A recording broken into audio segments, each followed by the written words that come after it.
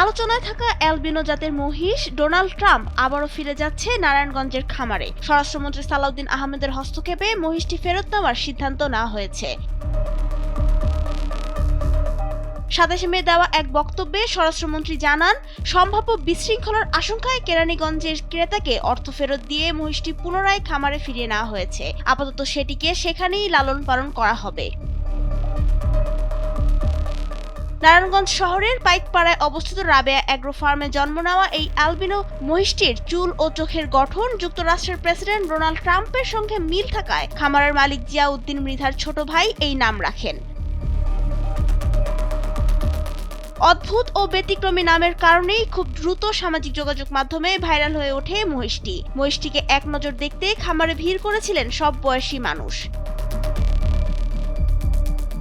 দেশের গণ্ডি পেরিয়ে আন্তর্জাতিক অঙ্গনেও আলোচনার কেন্দ্রবিন্দুতে উঠে আসে ডোনাল্ড ট্রাম্প। এএফপি থেকে শুরু করে রয়টার্স সহ বিভিন্ন আন্তর্জাতিক গণমাধ্যমেও স্থান পায় ভাইরাল এই মহিষের গল্প। এমনকি ইরানের দূতাবাসও একে নিয়ে মজা করা ছাড়েনি।